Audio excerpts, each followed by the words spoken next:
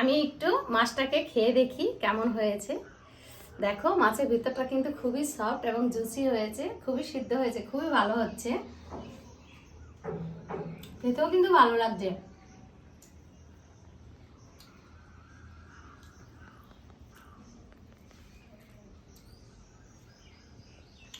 খুব ভালো হয়েছে।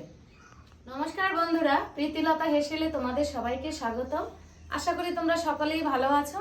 আমি আজকে তোমার একটা রুই মাছ দিয়ে, দেখো একটা 1 কেজি ওজনের একটা রুই মাছ নিয়ে এসেছি। এটা দিয়ে আমি রুই মাছের বারবিকিউ করব। তো চলো তোমরা আমার পুরো ভিডিওটা দেখতে থাকো। আমি তাহলে সব কিছু করার জন্য প্রস্তুতি নিই।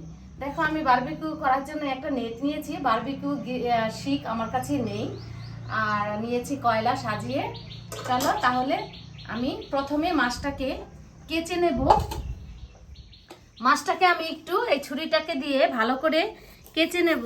কেচে নিলে মশলাটা কিন্তু তাহলে ভালোভাবে মাছের ভিতরে ঢুকবে।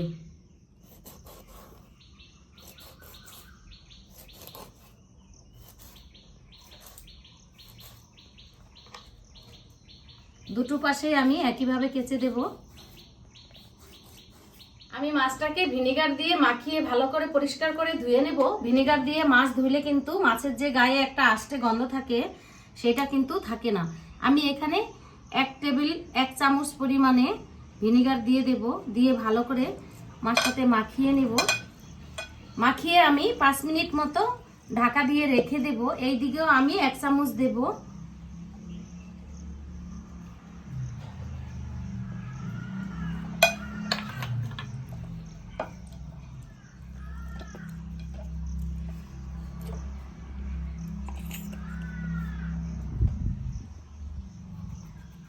মাছটাকে আমি ধুয়ে নিয়ে এসেছি। এবার আমি মশলাটাকে রেডি করে নেব।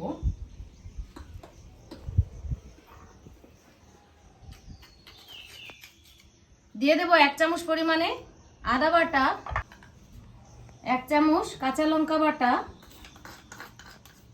জিরা বাটা 1 চামচ, রসুন বাটা 1 চামচ,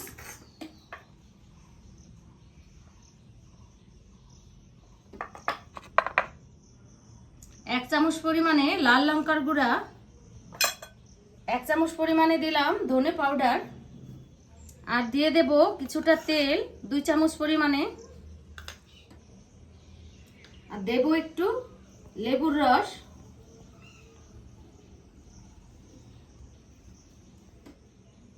দেব পরিমাণ মতো বা স্বাদ মতো লবণ।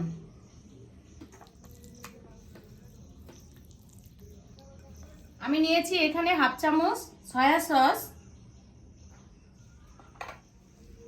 দেব 1 চামচ পরিমাণে টমেটো সস। দিয়ে আমি সব মশলাগুলোকে ভালো করে মিশিয়ে নেব। আমি এবার মশলাটাকে মাছের মধ্যে ভালো করে মেখে নেব। আমি যে এই যে কেচে দিয়েছি তার ভিতরেও আমি আঙ্গুল দিয়ে চেপে চেপে ওই মশলাটাকে ঢুকিয়ে দেব।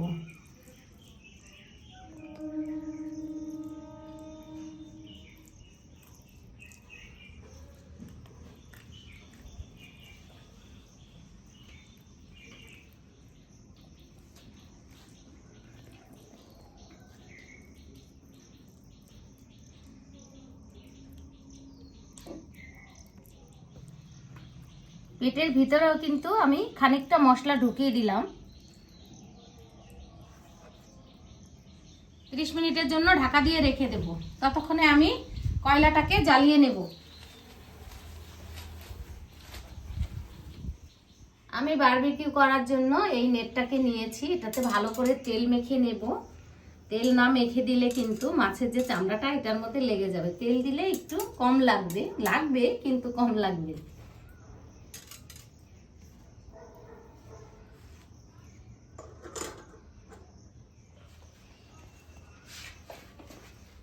দিয়ে আমি নেটটার উপরে মাছটাকে বসিয়ে দেব। মাছের থেকে নেটটা আমার ছোট হয়ে গেছে, এর থেকে বড় আমার কাছে নেই। এটার মধ্যে আমাকে ঘুরিয়ে ঘুরিয়ে করতে হবে।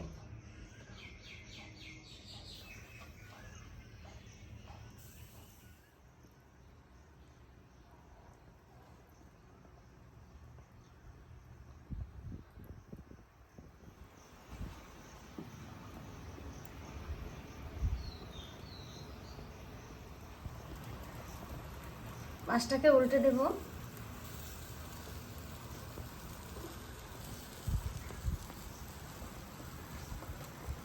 আমি একটু করে বাটার মাখিয়ে দেব।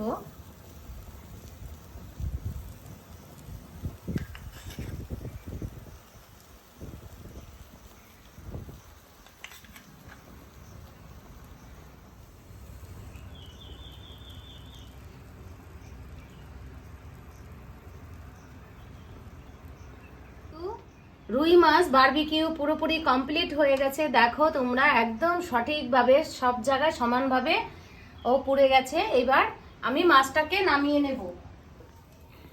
এই মাছটা আমার বারবিকিউ হতে কিন্তু প্রায় 45 মিনিট সময় লাগলো, কারণ মাছটা একটু মোটা টাইপের, তাই একটু বেশি সময় লাগলো।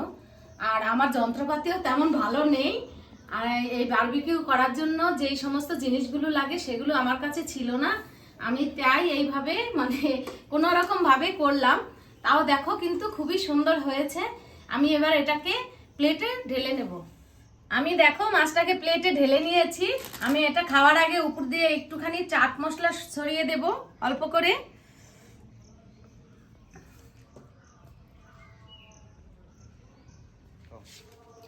আমি একটু মাছটাকে খেয়ে দেখি কেমন হয়েছে। দেখো মাছের ভিতরটা কিন্তু খুবই সফট এবং জুসি হয়েছে, খুবই সিদ্ধ হয়েছে, খুবই ভালো হচ্ছে, খেতেও কিন্তু ভালো লাগছে।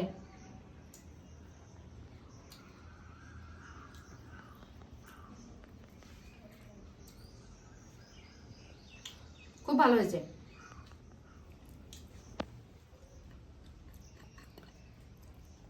একটু ভেঙে দেখাও সবাইকে কেমন হয়েছে দেখতে। এই দেখো ভিতরটা কি সুন্দর সফট, একদম ভালো রোস্ট হয়েছে।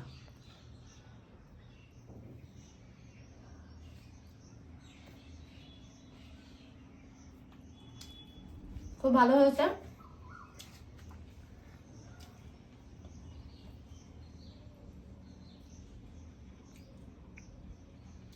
তবে বন্ধুরা, তোমার আমার এই মাছের বারবিকিউটা তোমরা অবশ্যই পুরো ভিডিওটা দেখবে। দেখে যদি ভালো লাগে তোমরা বাড়িতে অবশ্যই করে খাবে। আর খেতে কেমন হয় আমাকে একটু কমেন্ট করে জানাবে। যদি ভালো লাগে তাহলে আমার পাশে থেকে একটা সাবস্ক্রাইব, লাইক, কমেন্ট, শেয়ার করে তোমরা সকালে সুস্থ থাকবে, অনেক অনেক ভালো থাকবে।